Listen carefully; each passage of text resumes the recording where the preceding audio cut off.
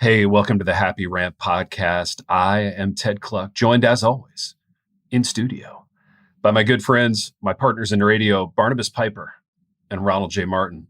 Boys, our program today is brought to you by a little company called Visual Theology, a little company that we are business partners with. You can find them at Visual Theology. Visual Theology, this is why I don't do the promos. Visualtheology.church. Use the promo code Happy Rant at checkout for how much off, Piper? I think it's 20%. It might be 25%. This is why I usually have notes in front of me for promos. But we'll go 20%, and then people can have a pleasant surprise if I'm wrong. Absolutely. It's the season for pleasant surprises. And speaking of the season, Piper, per your comment 2 minutes ago off the air, apparently Christmas Man Ronald has been throwing some heaters, some fastballs on social media about Christmas movies. And Piper, I want you to explain what the fastballs are, and then we'll give Ronald a chance to defend his positions, and we'll chime in a little bit. But then I want to get just like top 3 Christmas movies from each of you guys. So, Piper, what have the fastballs looked like? Yeah, so there was one today that Ted. This may actually be slightly offensive to you. I know you really love this movie. I don't know how you feel about it as a Christmas movie. He said something to the effect of, "If Die Hard is a Christmas movie, it is apocrypha." Or did you say apocryphal? But I think you said apocrypha, meaning this is part of the non-canon. It is not canon Christmas movie. So they're very, very judgmental towards that. Well, that's hurtful. That's hard. That's hard to hear. I think it's aggressive speech. Baby, do you feel triggered right now? I think it's abusive is what I think. And by that, I mean, I don't like it. So I'm calling it abuse. Piper, it's verbal violence is really what it is. It's violence, meaning that I just don't agree with the take. So, Piper, I like that tweet as like a grad school flex. You know what I mean? We're using that grad school education. We're working in the word apocryphal. That's fun. That's a nice thing. Not full. Yeah. To be clear. Okay. Yeah. Distinctions are a grad school flex too. That's big. So I want to do a minute on this because I watched Die Hard last night. We watch it every year at Christmas. It delivers some Christmas vibes for us. It's a lot of fun. The boys like it. My boys are like 19 and 15 respectively. So they're right in the like age window for loving Die Hard. Baby, I want to ask you just straight out, like, what's your issue with Die Hard? What's your problem with it? Let's start there. Baby, I don't have a problem with really any movie. You took to social media though, baby, to kind of like publicly go at Die Hard. I want to know what was happening in your heart there. I think it's because I have so many people that don't see on social media, people going after me about their insistence about Die Hard being a Christmas movie. So that was like a subtweet to people that are tweeting and not tweeting at me, but contacting me and talking to me and being upset at me because I just here's the thing. Die Hard is great. Sure. I've never seen it, but it's great. And I would like for you to view it because here's the thing. I actually think you would like it. Like I might like it. Yeah. I think it has some ingredients, like knowing a little bit about your movie viewing, because we viewed a good number of movies together over the years. I actually do think it has some ingredients. And look, I don't know if it'll work for you as a Christmas movie. I'm not here to speak to that. But like, to me, I think you would enjoy the movie. I think it might help you reconcile with a lot of these people with whom you're in conflict right now, because I think this is like problematic for you. You know, it's well, no. I think it's a fundamental, it's like a fundamental take on genre, right? It's like, why would I have a problem with any movie? I don't have a problem with Die Hard as a movie. Yeah. But I didn't like it. But this has been a recent thing in the last few years where it's the because I don't know, it's set on Christmas Eve or whatever it is. And it's like, well, therefore it's a Christmas movie. And I would just say, well, but that doesn't really make it. I mean, there's a ton of movies out there that, include the month of December into their narrative, and we don't call it a Christmas movie. So it doesn't, a Christmas movie has to have some intangibles to make it, in my opinion. Of course, it's my opinion. Yeah. A Christmas movie. I would say that Die Hard, and you know what, T, maybe I would enjoy the movie, but I mean, again, we're not gonna think of it as being akin to A Christmas Carol, or It's a Wonderful Life. I mean, it's not gonna be a Christmas movie in the way that we think a Christmas movie is a Christmas movie. And the fact that people like to ha-ha it in there, just it kind of is further proof that it's illegitimate. I hear what you're saying. It still hurts. Piper, where you? Well, Ted, let me just, baby, you did not think it was a Christmas movie 5 years ago. That wasn't even a topic of conversation. Yeah, this has been a recent inclusionary thing. I guess it was a Christmas movie for me 5 years ago, in that it's a December movie, right? It's just a movie that like gets watched in December because it does have some Christmas movie ingredients in that there's Christmas music in it. There's Christmas trees. Like the Christmas aesthetic does factor into it, even though it's not like centrally about that. There's a guy wearing a shirt that says "Ho Ho Ho" painted in, I think, blood. So that's right. That's fun. That's right. That's a good get, Piper, for sure. So I think let's talk genre for a minute, because I think in true postmodern fashion, like a Christmas movie could be anything that for you delivers Christmas vibes. I don't know that we have to go all reformed like distinctives on this, but nothing is less reformed than the word vibes. So I think that ship has sailed. That's so true. Yeah, I don't know. Piper, where are you at on the Die Hard thing? Does it deliver like Christmas feelings to you? Is it a Christmas movie? What do you have to say? Piper doesn't have Christmas feelings. I was going to say, wow. I feel ill-equipped. That's a heater right there. Well, I struggle to resonate with Ronnie's whole Christmas vibes thing at all, because shocking. Yes, I know this is none of this comes as news to anybody on this podcast or listening to this podcast. Because so last episode we talked about Ronnie's Hallmark Christmas movie think piece, and his what's the word I'm looking for? Adoration. His apologetic defense of Hallmark movies just puts him in like a whole different sphere of these things than it does for me. I like watching Die Hard at Christmas because it qualifies as a Christmas movie because the whole plot falls apart if Christmas doesn't happen. It's built around a Christmas party, a guy flying in to meet his daughter for Christmas. It's all very Christmassy in that way. And it's a movie that I like, that I get to watch at Christmas time, unlike most Christmas movies foisted upon me. So that's a good point. That's it. It's kind of a like a life preserver in a morass of saccharine films that make me feel like I'm drowning. No, that's good. That's a good distinction. And I mean, it just has it has a lot of things Ronald likes. It has travel. It has a guy getting off an airplane in LA. I mean, there's too much. Huge gaudy Christmas decorations. People snorting enormous amounts of cocaine and missing some on their upper lip. You guys are really mischaracterizing my Christmassy vibe here, but I'm going to let it pass. Go, keep talking. A very cocaine Christmas with Ronald Martin. No, nor was my Hallmark think piece any sort of defense of Hallmark movies. Pipe, just keeping it TBC here. Here's what I think you need to do, and I think this is actually a savvy business move for you right now in the spirit of monetizing Christmas.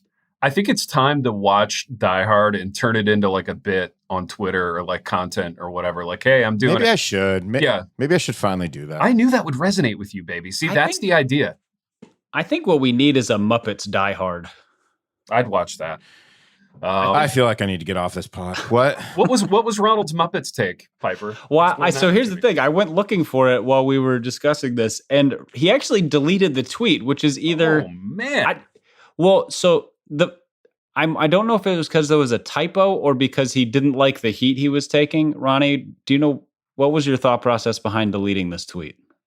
I don't remember deleting the tweet. to be quite honest. What's the tweet? I don't really delete. I don't know. Tweets, it just says the tweet was deleted by the tweet author, but it was one in which you took the Muppet Christmas Carol behind the woodshed and beat it mercilessly, from what I remember. Oh no, I remember. No. It's like when we're talking about some of the really great classy Christmas carols that have been made, and people try to act like the Muppet one, again, this puppet movie they made, and everybody talks about it like, no, that's the greatest one. It's a little absurd to me, is all. It's silly, right? Yeah. At the end of the day, it's silly. And in my opinion, popular opinion is the one that was made with George C. Scott, an Academy Award-winning actor who delivers the goods on Ebenezer Scrooge. You know what I mean? Sure. He's a great actor, and it's epic. It's dark. It's awesome. It's over the top. Is made in the 80s, so you get a little of that vibe, but nevertheless, it's acted well. Sure. And then for people to say, oh no, the Muppets one, it's like, dude, you know what I mean? It's like somebody saying, no, I disagree, man, McDonald's. You know what I mean? It's like, well, no, I get it. I like McDonald's too, but I'm not gonna also compare it with a meal that I just paid, hundreds of dollars for. Sure. They don't compare, So I want to do a project where I just want to mention a couple of movies. And I love that you just said project. That was epic. Yeah, this is a side project, right? I'm doing it with Lifeway resources, but I want to run a couple of Christmas movies by both of you guys. What I would love to do today is find consensus among all three of us on a Christmas movie that we all three like. That's sweet. That's sweet. Baby. It's bridge building. Okay, we need to let the healing begin from all these fastballs you've been throwing. So. Oh, they're feather, man. They're hard, man. I'm striking out a lot of people with those. You're throwing 98 miles an hour. You're going to get signed by the Toledo Mud Hens. I am. I'm going to have a mud hen deal by the end of this app. This is Ronnie's chin music. That's what this is. Yeah, he's throwing chin music, kind of staring down the batter as he goes to first. I'm going to be a first stringer with the Mud Hens before this app is over, baby. I love it. You're the ace. You're the ace of the rotation. All right, I've got one. I like this movie. I'm not sure it's defensible as a good movie, but it's fun. I like the setting. I like the people in it. It's The Holiday.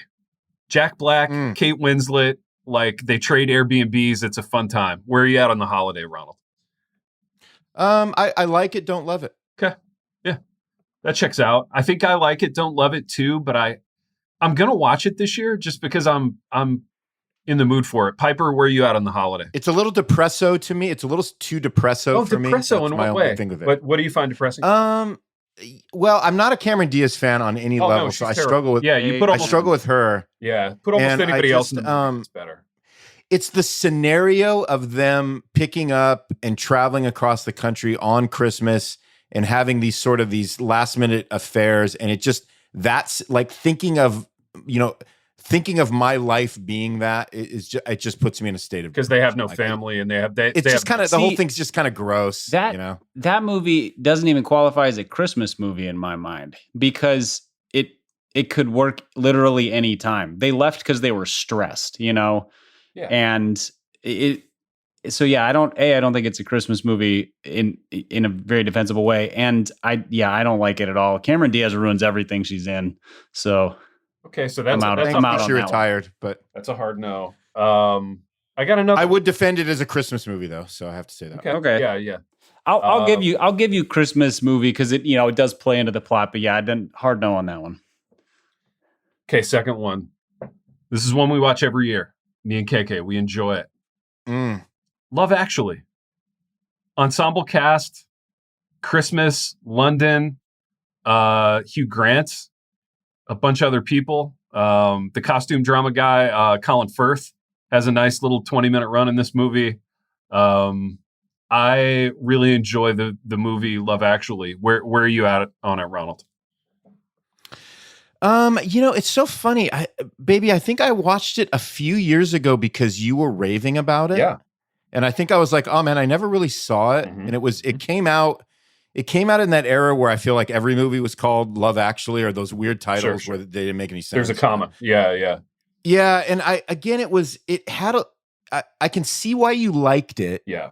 it didn't resonate with me, and it was a little too depresso in the way that the holiday was, where you saw these lives that were just like, oh man, I would hate for that to be my life. Well, and it just kind of it left me like that. I think we're getting to a distinction here that's important in that I think I'm looking for a little crackle of like reality in my Christmas movies that maybe you are not looking for.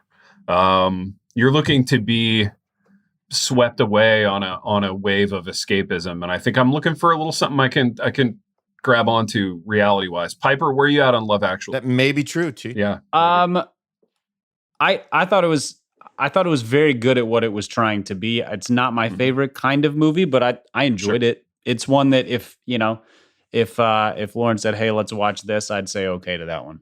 Yeah, it's easy to say yes to.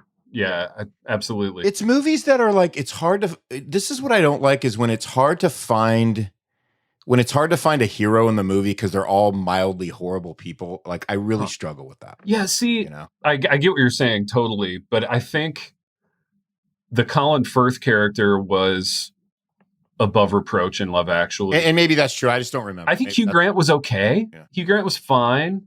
He's just Hugh Grant. So his biggest issue. Yeah, I was going to say, every time he smiles, you're like, ooh, maybe he's not okay. It's hard to tell.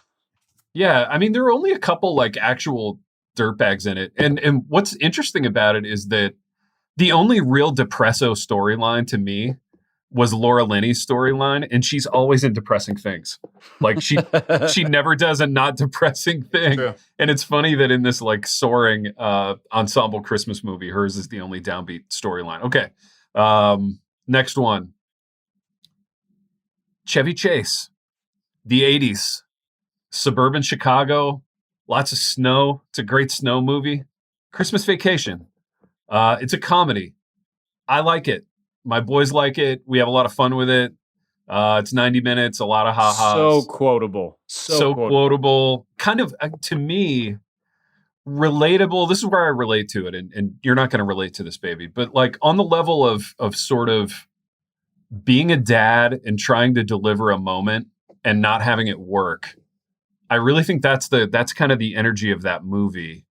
And it's funny to me. Where are you at on Christmas Vacation? Piper, let's start with you on this one.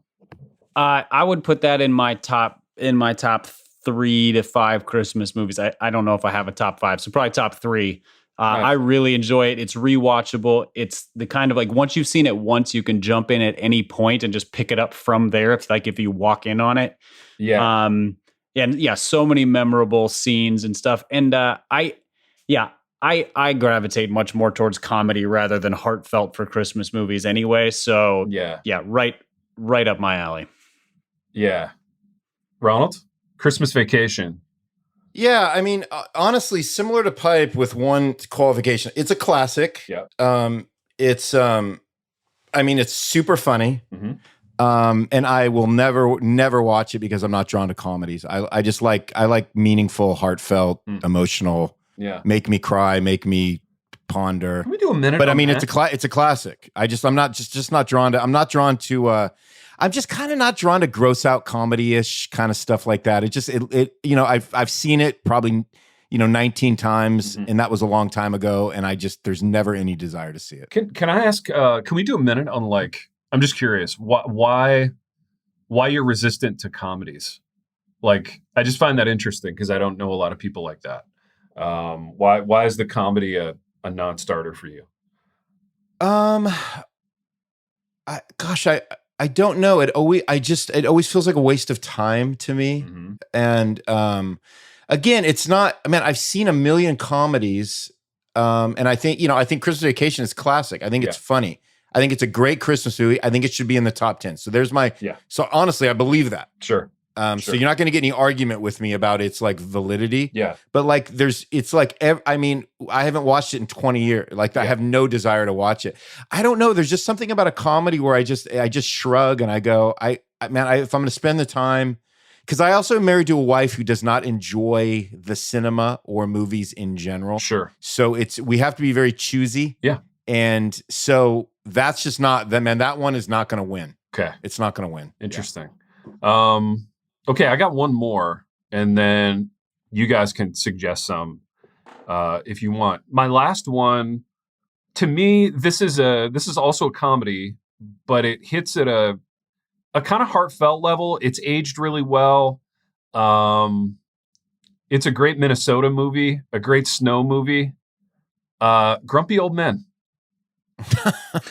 Where are we at on it? We watched Baby, I've never seen it. Oh, it's so you funny, haven't? dude. It's so funny. No. You would actually, I think you would resonate with it because you're getting a little older. And Appreciate that. It's a funny movie about aging. It's a great you know what you ought to do? You should watch it as sort of a 90-minute kind of primer on the Midwest and how Midwesterners do things. I think it would actually be helpful for you on that level. So yeah, Grumpy Old Men. It's a good time. You want movies that are heartfelt. It's not nearly as sort of like slapstick detached humor as a lot of those comedies are. It's a lot more sort of humane and heartfelt in its overall storyline and stuff, but also really funny. T, I love how you just casually said, I think that would be really helpful for you. I think it would actually. Well, and it would. I think that'd be really helpful for you, Big R. Since you're a guy who like doesn't like to waste time, apparently, you could view it as like a educational moment. You know what I mean? It's like a mini documentary on old Midwesterners. Yeah, man, you guys are not selling it. You're not selling it. It's fun though. Like Piper, you sell it to Ronald. Like, what are the aspects of it that you think he could benefit from? Well, first of all, it's a comedy, but it's from an era of comedy that cared about, an actual plot line, not just like joke. Sure. It's got a great cast. Jack Lemmon and Walter Matthau, the two leads. And so much of the humor is just like them being just sort of their personas as opposed to their jokes and setups. So it's kind of like the Odd Couple. I'm thinking Odd Couple at this point. Yeah. I mean, they're friends, but they're like at odds with rivals. One another. Yeah. Absolute they're friends with the rivals. They live next door to each other. Okay. Yeah. And there's a little bit of, not to get all McCracken on it, but I think there's a little bit of an existential vibe to it on the level of like, kind of what's the point of my life? Like, why does my life matter? What am I doing? Especially as I age, what's the point? And the movie kind of seeks to answer some of those questions in a relational way, which I do find that charming. And it has more meaning to it than a typical like slapstick comedy. One thing you'll love about it, Ronnie, is the depiction of adult male friendship in terms of its like its flaws, its failures, how guys suck at it, but then how they kind of you can tell they really want to figure it out, but they're really bad at it. It's that with a lot of humor to kind of smooth over the awkward. So yeah. Lots of adult parenting stuff in there too, which as my kids get older and I get older, I look at it and I'm like, yeah, I can totally see that. So yeah, what was this? Was this like a 90s vehicle? Yeah, it was early to mid 90s. I want to say, Piper. I would have said real early 90s, late 80s even. Yeah, it's got a very 80s sensibility about it on the level of like we're trying to tackle something with moral weight, which you wouldn't see anymore. It's not like a super cynical 2021 comedy where it's all like sneers and eye rolls and stuff. Like they're trying to actually do something, which I tip the cap for that.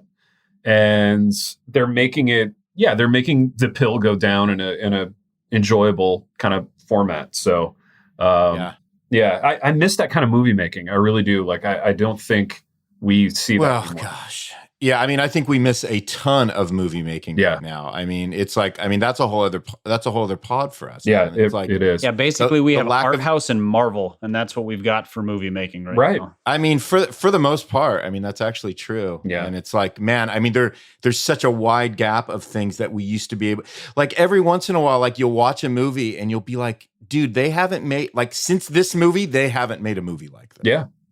100%.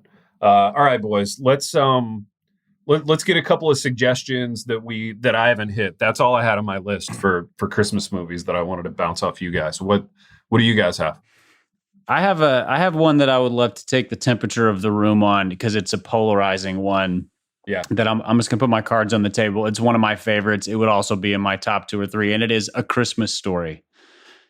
Run me through that one. So, that's the little kid in the Red Ryder BB little kid gun. wants a Red Ryder BB gun. Oh, that's a fun one. Yeah. Yeah, I like that. So many people hate that movie. I mean, people either have an adoration for it or they hate it. I think because it doesn't fit, it doesn't really check any of the boxes for like heartfelt Christmas movies for the most part. I mean, there's the leg lamp, there's the crazy parents. It's also low production value, and it's kind of quirky. But a lot of people hate it. No, I like it for all those reasons. Actually, I'm in on that one. Ronald, where are you at on it? It's on TV a lot during Christmas. I know that. Yeah, they do like a marathon with top 10, man. It's classic. Yeah, nice. 100%. Oh, that's good. That's one we agree on. Oh, I like this. Absolutely. Well done, Piper. That was a good suggestion. Any others? I mean, that's the kind of movie that'll never get made again. Yeah. I mean, when I watch that movie, I'm literally just watching like a documentary on my dad. Sure. You know what I mean? Yeah. That's what that is. And it's kind of the same energy as Christmas Vacation in that he's trying to keep everything everything together family wise. He's trying to deliver a moment. He's coming up short. It's a sympathetic dad there for sure. I mean, it's a classic. There's just, it's unarguable. Well, and I like movies that are told from the perspective of the kid, where certain things are sort of outsized because that's how the kid viewed them. So like dad is like kind of the hero, but also the roaring monster and the bully and the dogs and all this stuff. It has a bit of a Sandlot vibe to me. Where I was just going to say that, Pipe. It's a Christmas Sandlot. Yeah. Which Sandlot is one of my top Well 5 said. favorite movies ever. So it makes sense that one would float my boat. Yeah. There we go. We got it. Boy. We got it. It came together in the end. Yeah, that's big. That's good work, you guys. Ron, any other Christmas movies that you want to talk about that we haven't covered as a group? I mean, they're just going to be polarizing. I say we just end on the positive. Let's end on the win with A Christmas Story. Yeah, absolutely. End on the win. I like it. Do we want to do the New Year's thing or just wrap this one and do a Patreon? I think we should. I think we should get one suggestion from each of us on the New Year's thing. Okay. So not a super long conversation, but I think we should. Full disclosure, I didn't understand the New Year's thing. Like, what's the angle there? Like something we want to see happen in 2022, basically. No, so it was like if we were pretend it's December 2022 right now. Here we are. We're doing our pod before the end of the year. So like what would we? So, but it's not though. It's 21 right now. It is. So what do we hope this time next year to be sitting here saying happened that we are so glad that it happened? Yeah, that's good. Piper, do you have anything like dialed up? I have one just waiting in my back pocket. In December of 2022, I would like to be celebrating with you gentlemen the sheer number of best book of the year lists that the Happy Rant book ends up on. That's what I want to be doing. It's going to be all over. It's going to be all over. Yeah. I want it to end up on the Gospel Coalition books of the year. I don't know. It'd be like gospel and culture category for them. I want it to be on Christianity Today's. Like they're going to create a category for it because it doesn't fit any of theirs. Yeah. Well, that's the thing. They have to. I mean, that's the thing. It can't be beat out. Yeah. It exists. It has no rivals. Alone in its own category. Absolutely. So, okay, I like this one. And mine was going to be similar. It was just going to be us like sitting on a huge pile of money from our sellout business relationship that we're about to do with a new company, but also the book coming out. So like functionally, Piper, and you've been in the business like on the other side. How do you make this happen? Like whose palms do you have to grease to like get on one of those book lists? Because I think we do it. Well, it's a very good question. And I think the answer is don't be funny. So we might be out of the running already. I would say that's pretty accurate, Pipe. No, given when you look at, I was actually thinking about this earlier because, these lists are starting to roll in pre-Christmas. They come out earlier every year, just like the Christmas season and everything else. And you start to look at the lists and I realize there's 2 ways to get on one of these lists. One is to sell so many copies that you are unignorable. Yeah. The other is to be smack dab in the middle of a very defined tribe. So, you get like Carl Truman's book. That was a sales thing. Just he's not really in a tribe, but he's adjacent to enough and just sold enough that it was unignorable last year. Then you have Gentle and Lowly, which did both. Squarely in the middle of a tribe and sold a ton. And I mean, I think those are both good books, but So the question is, well, we're not going to fit the tribal thing. I don't think there's a tribe that is willing to claim us. Well, I mean, like the illegitimacy of it is basically this is what's going to happen. Mm-hmm. We are going to declare our book one of the best books of the year because all these different entities do is pick the people that are associated with them, and they just so happen to seem to pick those books that are associated with them. So it's akin to us saying, "Hey, here's our favorite books of the year, the Happy Rant book." I think you make a good point there in that what we really need is an entity. We either need to make one or we need to like sell ourselves to one. So if you're a huge entity out there and you want to purchase the rights to the Happy Rant being in your tribe, we're our souls, purchase the right to our souls. Yeah, we're open to that. We're open to negotiations on that. Ronald, what's your New Year's thing? Oh man. You know what? I'm just going to roll with Pipe on that one. I think we agreed on the movie. Let's agree on that. On the outcome. Let's agree on that. Yeah. No, I love it. That's solid. So we're unified as a group moving into 2022, and that we are very ready to sell out and make some year-end book lists and be purchased by a tribe and see where it all goes. So entities. That's the word for us for 22. Entities, baby. It's the year of entities. It's the year of entities. It's the year of you watching Diehard too. Are you going to watch it with Big M like tonight or tomorrow? I want a commitment here. Oh man, I don't know. I got to talk to. Remember, I got Big M. There's stuff going on there. There's stuff behind the stuff going on there. Yeah, she could curl up next to you and read some book and kind of halfway float in and out of it. I don't know. I see a way forward. Sure.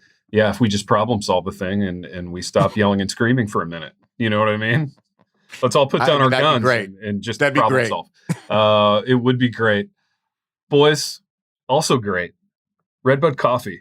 They're another sponsor. They're a company that we work with. They are Central Illinois hipsters that make coffee, and like a portion of it goes to do some nice things if you buy Redbud Coffee. So, Piper, where can they find that? Yeah, if you go to redbudcoffee.com, they have kind of a rotating selection of single origin roasts. For those of you who don't know what that means, it means good. For those of you who do know what it means, they're that quality. And if you use the code HAPPYRANT at checkout, you get 10% off your purchase. They also sell in quantity, so you could buy for your office or your church or anything like that as well. So again, redbudcoffee.com, use the code HAPPYRANT, get that 10% discount. Love it. Boys, we've done what we always do on this program, which is we've talked about Christmas movies and agreed on a lot of things. It feels good to go into the holidays on this note. And until next time. The Happy Rant is brought to you by Resonate Recordings.